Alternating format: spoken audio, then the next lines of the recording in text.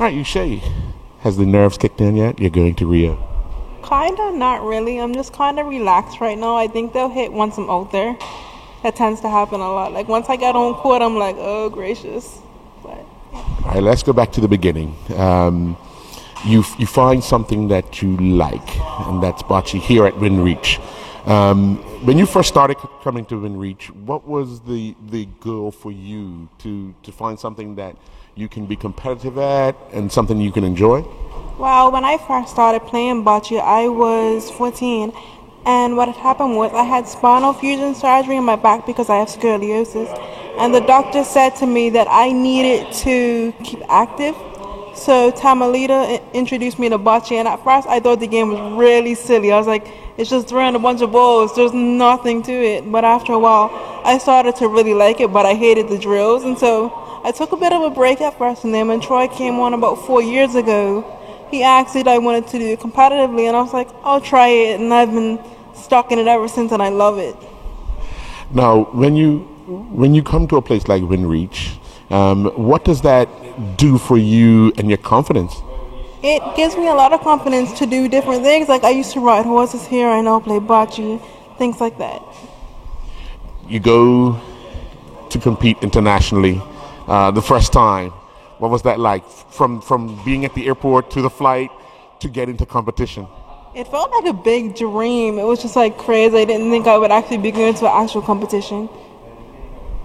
You get into it, and it's something you enjoy because I mean I've watched video of you competing. I've seen pictures of you competing with a big smile on your face. It's like I'm here. The world's getting to know you, Shay. Is that something that you like to take on, challenge yourself?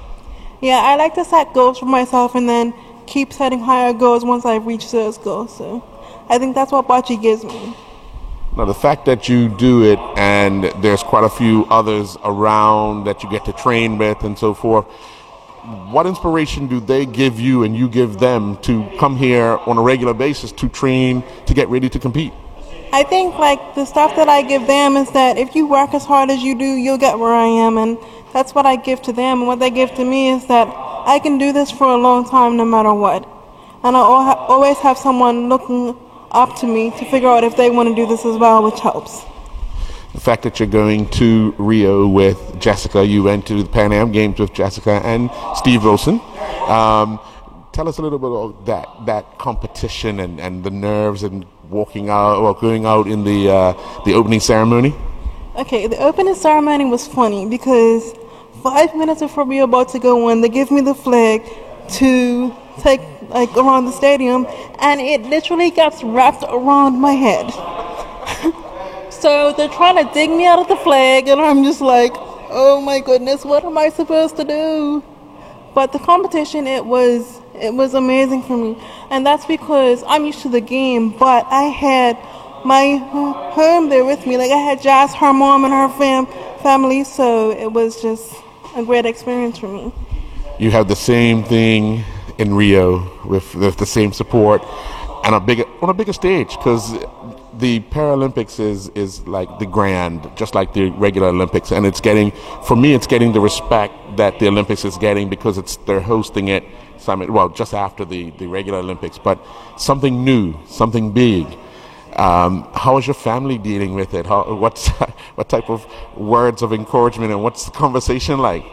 They're over the moon about it. I mean, when I first got the news, I had been sick that day, and I had read my email, and Troy was like, you're in Paralympics, and my mom just screamed the entire house down. I was like, oh my goodness, this is crazy, but they support me 100% and they're behind me, and I love it. You've been working out to make sure that you're mentally in the best shape that you could be in to face whatever competition may come your way. We've seen the improvement over the times that you've competed internationally.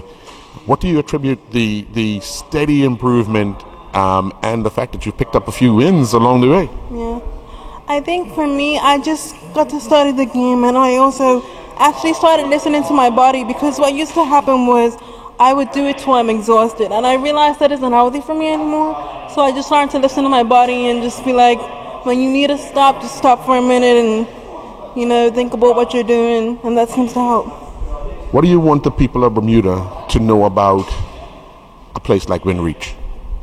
It's a good place to be. You get to learn different things and figure out what you're capable of. You know what I mean? It's like people with disabilities don't really realize what they're capable of until you get to a place like this. I mean, when I was little, I didn't think I would get on a horse. And I got on a horse and I did it, and I didn't think I'd become an athlete, and I've done that too. So what do you think, what do you want the people of Bermuda to know about you, Shay?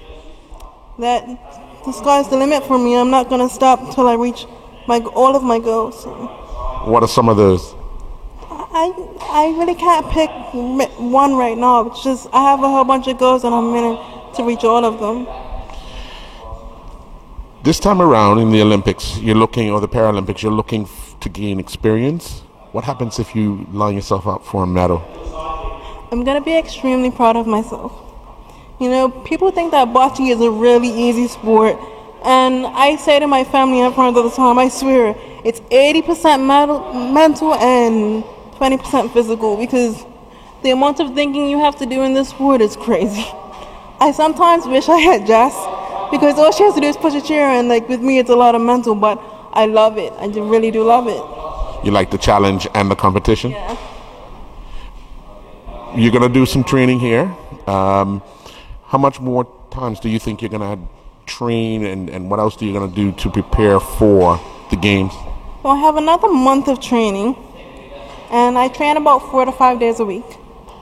So, and I'm going to just do a bit of downtime and figure out a game plan between now and then, because I definitely need a game plan. So, yeah. Now, I know when people are going to big international meets, the night before, the morning of, especially in Bermuda, you get up, you get ready, and then it's the drive to the airport. What goes through Shay's mind as she's approaching the airport and then the flight, and then you arrive at competition? What goes through your mind leaving Bermuda? Really nothing. I'm just really laid back when it comes to getting there, but once I'm there, I'm just like, oh my goodness, I'm here. It's time to do what I've been training to do for months. And that's it. How do you keep yourself calm during those situations? Because it's excitement, number one, to be there, and excitement and nerves because you're participating. Yeah. Well, I don't know if you've ever seen me play a game, but I'm always fidgeting. I cannot keep still. Like normally I wear this chain that I have around my neck today, and I fidget with it the whole entire game, just so that I don't get too nervous. What's that? I mean, because everyone has something that they do, but most of the time people don't realize that they do something. When did you realize that's what you do? I've always done it. I've always realized I've done it because the chain actually comes from my dad gave it to me, and so I have it on to know that he's with me all the time, and so I'm always fidgeting with it and trying to keep myself calm. And when did the thought of you going to Rio come about?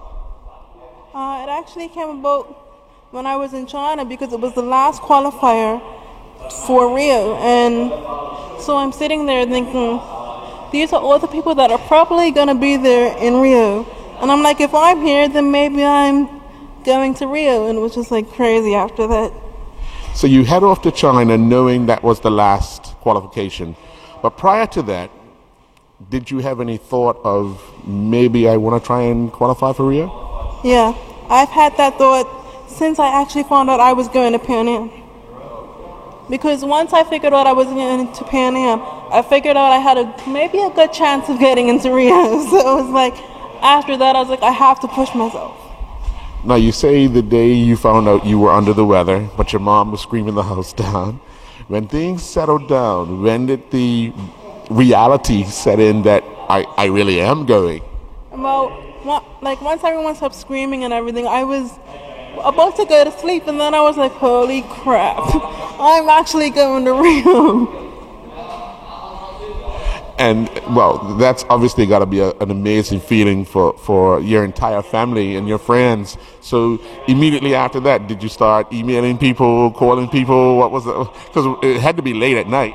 Yeah, I actually started posting everything to Facebook and Twitter and Instagram. It was crazy.